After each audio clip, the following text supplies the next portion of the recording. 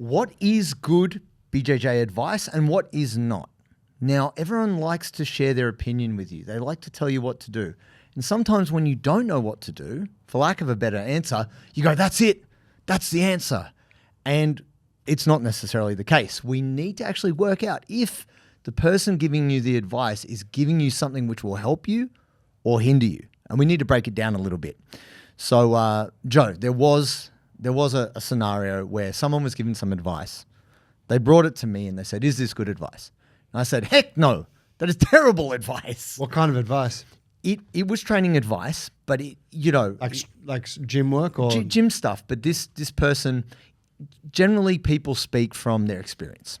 And that's, for the most part, that's what people have. Yeah. Or they have some professional knowledge, or they've seen some stuff. So they draw their conclusions, but they don't necessarily explain it or relate it to you as an individual. Yeah. And generally, the best advice can take many levels. Sometimes devoid of important context, perhaps. Yeah, a lot of context. And so I had read a book recently called Adapt, and it's all about thinking and problem solving, asking different questions. And it brought up some relevant points that I wanted to kind of talk about within the world of BJJ, because it's a big thing. The skills, the fitness, the philosophy, all the stuff. But sometimes when someone's giving you advice, it actually has nothing to do with you. It's just someone just giving a biographical kind of monologue of what they've done. And you're like, oh, I could just copy that person. They're great.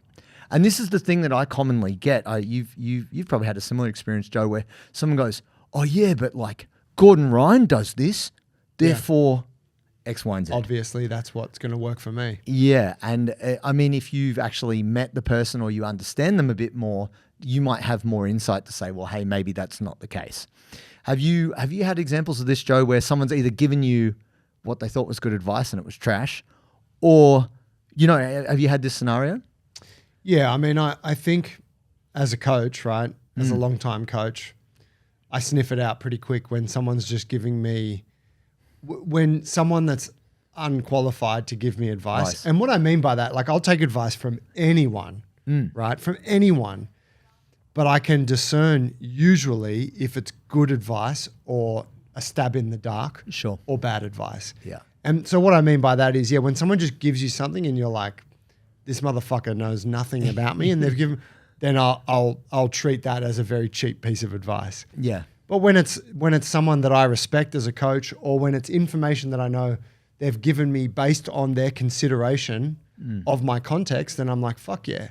And I think that's super important, right? Like, you can have many people who are good examples. They live by their values, and you're like, oh, that's a good example. They're living by what they believe, right? But that doesn't mean it's going to work for you.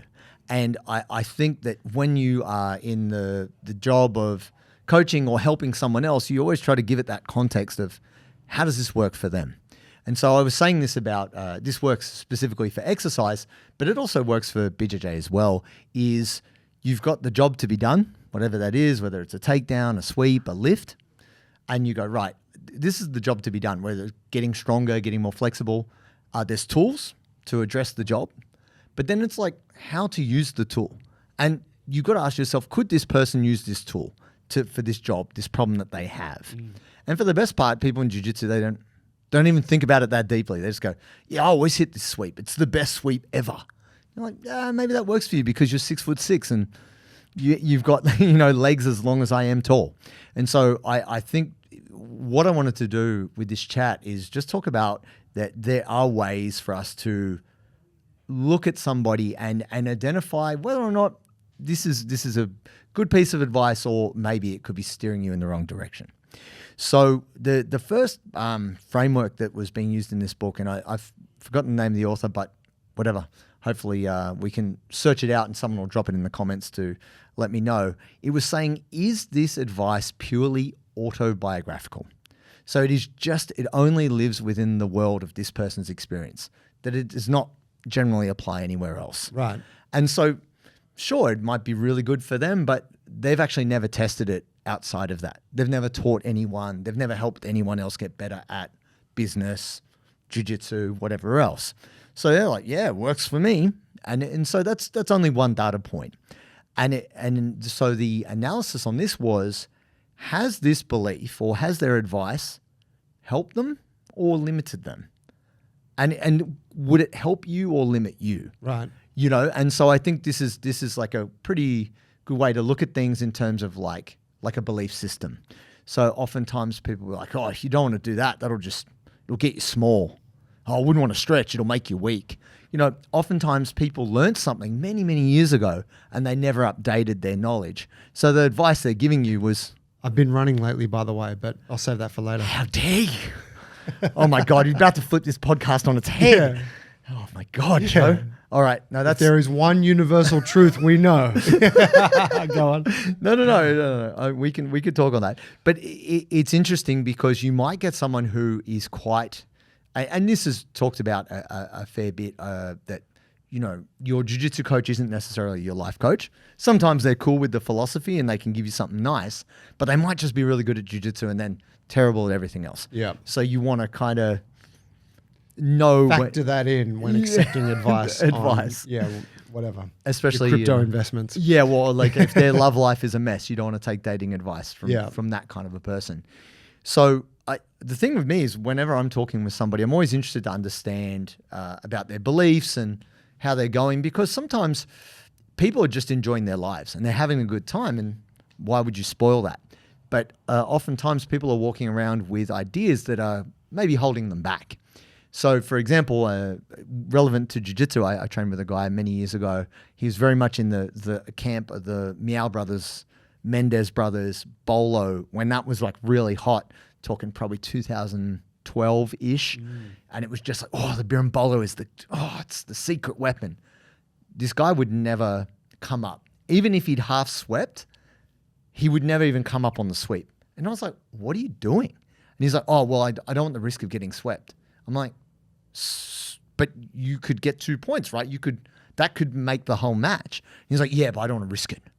I'm like, so what then? He's like, well, I'm just going to keep doing this until I take your back. I'm like, what if you don't take my back? He's like, I was like, mate, you're a blue belt. That seems to be kind of limiting in terms of your whole jiu-jitsu. Yeah. Don't get me wrong. Like, you know, I want to encourage everybody to do their jiu-jitsu their way, but it just really struck me as antithetic to jiu-jitsu. Yeah, it kind of blocked the learning and the development. I was like, wow, that's crazy. And it wasn't that he was young. He was a guy in the mid-40s. I want to win, but only in this one very specific way. And if I can't win like that, then I can't win. Yeah. You're like, oh, okay, well, all right, good luck sucking at jiu-jitsu. But that's the funny thing, that you often encounter people, whether it be in jiu-jitsu or the gym, that they have these, like, they impose these limits on themselves artificially. Right. And then someone might say to them, hey, how do you do jiu-jitsu? And they're like, the Bolo is the only way.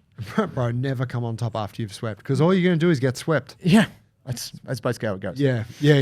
Can you think of any examples of someone either giving you bad advice or limiting advice, thinking they were doing you a favor? Oh, yeah. I mean, no one's given me any advice since I got a black belt. Well, I'm saying maybe I probably outside need it of more than ever, guys. Outside of jiu-jitsu. Outside of jiu-jitsu, oh yeah, all the time. You know, when people are just really well-meaning, and they want to help you. Yeah. You're like, oh, I don't know if that's solid. Yeah, I'm trying to think of when, like, I witness bad advice all the time in the gym. Like particularly when I go and like lift weights and shit at the gym near my house. Yeah.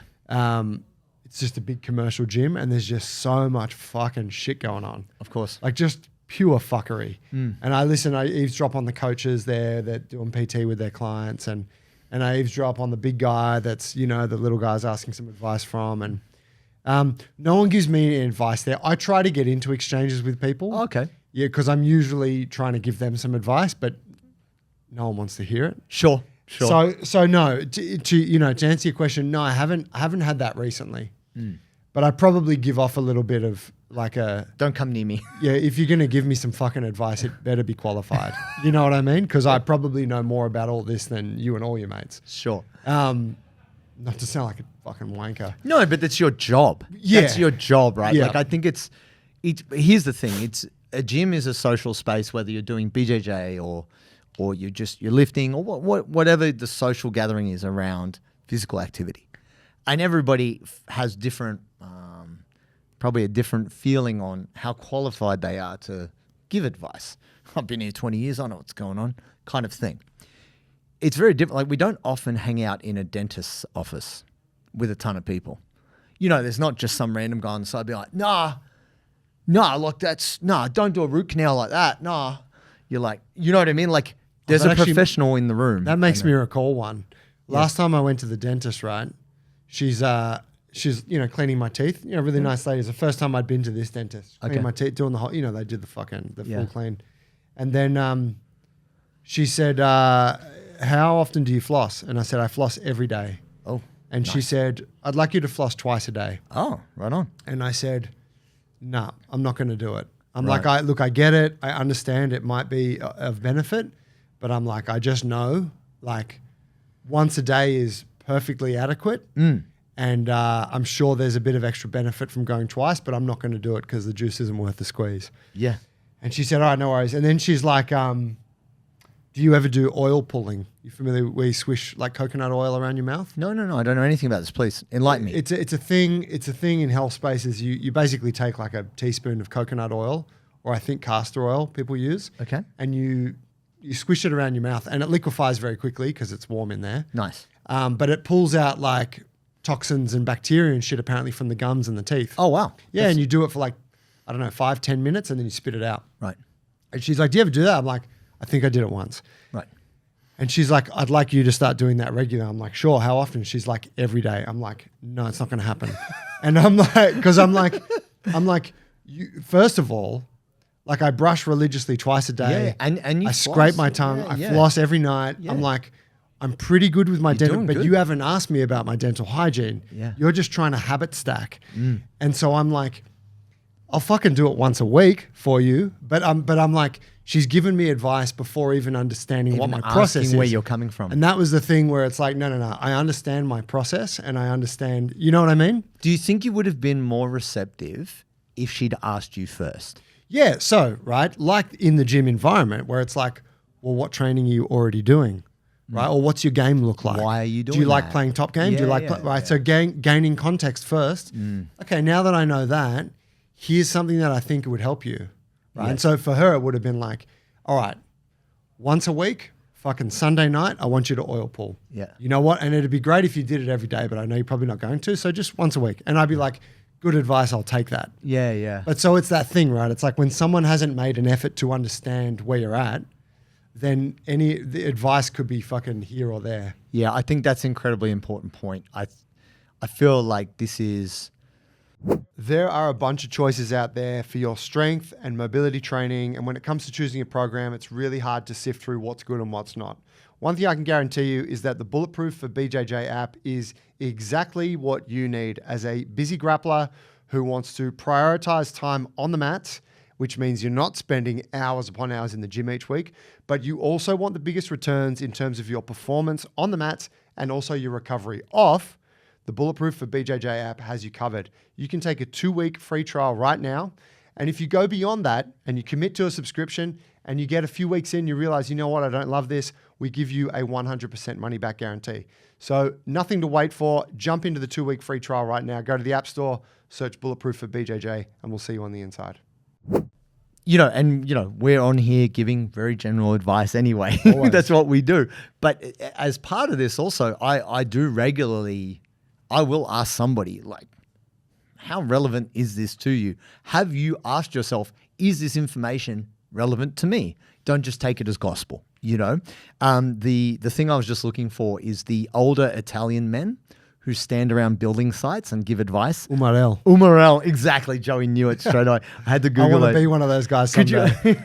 Joey, you are that I'm guy. fucking already there. You're already there. Except he'll just see some guy, like, doing some woodwork in a shed, like a garage. Joey will walk past by. Hands go behind the back, and you just watch. What chisel you got there? Are you sharpening them today? Just start. You're losing your edge. Got your flat cap on. But it's one of those things that the reason why I mentioned a dentist's office, you don't see some random person just coming in and heckling the dentist. I think to put context around, you've been giving people fitness advice, a lot of years, and you've been paid a lot of money over that time to have the craft of doing that. So you're not just some random in the gym. Yeah. You're not just some guy punching a ton of gear and just, being like, yeah, just do what I do. It's not that. It's your professional opinion. Not yet. Not yet. It's coming. But, Joe's going to be the buffest umoral you've ever seen. But the interesting thing around this kind of questioning of advice, just unpacking it, is, does this person have your best interests at heart? Now, what I mean by that is, can this person actually see the difference between them and you? Because, let's shout out Big Harris. He's been putting the work in. Big Harris. Big Harris. Big Harris is going to take you down. He's going to smash past your guard, and he's going to Americana you from side control. For the other 99.99% of listeners who are not familiar with Big Harris, he's we haven't actually met in person, but he's a fan. Have you met him? Oh, he's a fan of the show. Definitely. I'm trying to. I felt like I met him at the ADCC, but maybe I'm wrong in saying that. I apologize. I feel like I've met him, but friend of the program. He just I think he just won like the ADCC advanced division in his city. He's a big boy, huge rig. I don't know, tough, somewhere between wrestles. 6.5 and 7 foot maybe, and very big. Strong guy. Yep, strong guy. And don't get me wrong, great dude, puts in the work, does his thing. I respect the hell out of him. And I'm not saying this but I'm saying someone who's of that archetype will have a different approach to jiu-jitsu to say a 55 kilo man who's very flexible, or woman, know. And so you get two very different pieces of advice from those two athletes. Yeah, as to how you would approach jiu-jitsu. And this is what I was talking about in terms of best interests at heart. Obviously, the person's trying to help you by giving you advice, but if they can't look at you and see where you're at and have enough introspection to see where they're at, I think that this is where good intentions can have less good outcomes. Yeah. They're like, well, this is what I do and it works for me. And you're like, oh, I'll try that. And you get triangled. Yeah. Or you try that and you get fucking crushed. And so it's not that they have bad intentions. It's not that they're like, oh, see how. I mean, sometimes you get people who are trolls. Maybe in Brazil. Yeah, or maybe just some random, vengeful purple belt or brown belt gives a white belt some bad advice just to mess them up.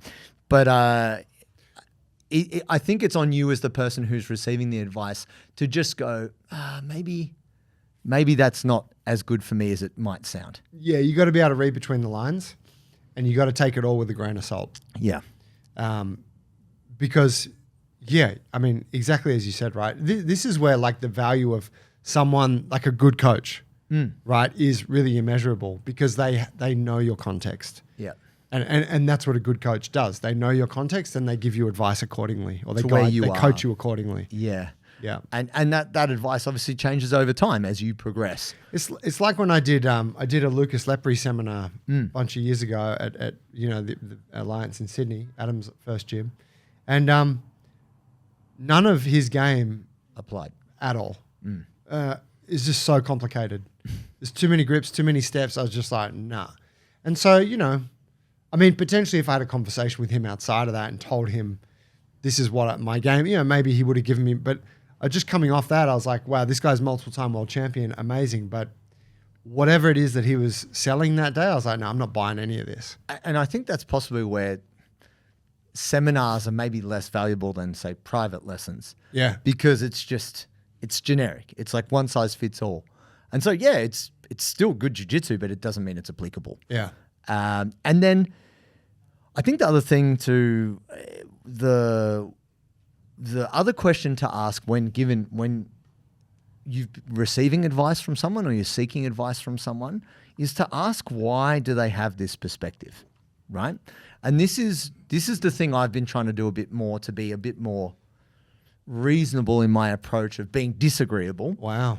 Because, talk about steel manning something, right? Like, you're like, okay, why? If I were to have this person's perspective, why would they think that? Why would Dr. Mike think TGUs are no good? Because maybe he's never done them that much, and maybe he just thinks it's a joke because it's not relevant to him. So, okay, in that context, that makes sense. But in the context of it not being relevant to BJJ, then that's maybe a different conversation, you know what I mean? So that's the thing I have been asking myself more recently. Why does this person think this? And sometimes, if I could be fucked, I will say, what makes you say that? Like, what in your experiences has led you to think X, Y, Z? And on the internet, generally, people don't give a fuck for that much nuance. They're just like, you're wrong, dickhead. Fuck off. You're like, oh, okay, great. I'm with you. You Appreciate can fuck off the too. exchange, friend. Yep. Great chat. And so that, I think for me, makes me realize that often people don't even think about why they say what they say. They just say it. They're just like, oh yeah, it's good. Yeah. Does the job, yeah? And you're like, nah. For me personally, because I barely listen to fucking anyone, I just don't. I'm very resistant. Unless the person is really qualified and they're really fucking good at what they're talking about, then I take interest. But generally, I'm very... I'm not receptive to just general advice. Right, yeah. Unless it's very specific and it solves a problem that I need solved, I'm not hearing it. Because I feel like for the best part, it's a waste of time. And it doesn't mean you can't learn from anyone. You can, but I'm only interested in a very small amount of things. And the rest of it, for me, I feel is like very distracting. And so when it comes to the perspective, and you probably, I think you're pretty good at this because you actually do this to me a little bit. You will sometimes, I'll say something maybe a little bit outlandish because also I'm trying to get an emotional reaction from Joe, which is challenging sometimes. And you'll be like, what? Hang on. What? Why did you say that? What are you talking about? And then you make me qualify what I've said, and it's really good, right? Is that a habit of yours in terms of just talking with people, or is this something that you've kind of learned over time in terms of just trying to have a conversation with another human?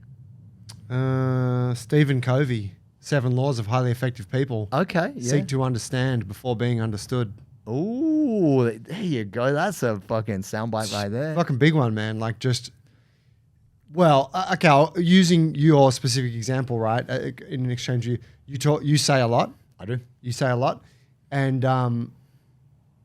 so I'm prepared, like, all right, you're going on a thing right now and I've got to go with you. And so the foundation upon which that you're making this case, I need to just, well, hang on. This is foundation 1. Clarify that for me. Okay, cool. Yeah, proceed. Next one. So that I can gain the whole picture. Sure. Versus if I just let you go, I'm like, fuck me, there's about half a dozen things you said, which I probably mostly disagree with, but I also don't understand the context. So I'm like, so it's context, right? I got to know. And sometimes, right, it is also like, and this is the case with anyone that you're conversing with, is what they're actually saying what they're trying to say, or are they trying their best to communicate something and what they've said hasn't done a perfect job of that? Hasn't articulated. So then in that way, it's like, all right, let me get to the heart of what you're trying to say. Yeah. And so, yeah, that's a bit of that. So I know that with you, right? Whereas if I've learned this, right? I've been in business for long enough. If I respond, yep, and I haven't got my ducks in a row, yep, then potentially it's like, oh wow, we're both out on some fucking dinghy in the middle of the ocean. No one's got any fucking oars, and it's like, mate, this isn't good for anyone. You know what I mean? Yeah. So I'm like, let me try and whittle this down to a thing, and then we can talk about the semblance of organization. Some information that maybe you could use, not just two men rambling. Fuck you, Xavier. Yeah. So, look, I think at the end of the day, whether it's fitness, health, business, anything like that, as much as a person can be a very good example of the advice they would give you, it doesn't necessarily mean that is the thing for you. So I think there's like 2 important pieces of the puzzle here. One, understanding your situation, because if you actually don't know where you're at, you don't know where the holes are, and therefore you don't know what's applicable. And then 2, like, is the person giving you the advice, do they even, can they even look beyond their own experience to see if, well, maybe this isn't relevant for you? I think that's like a really important piece of that. And if you don't know where you're at, and the person you're seeking advice from doesn't even care where you're at, then the information's almost borderline irrelevant. Yeah. Yeah. There it is, folks. Question the questions and maybe you'll get an answer.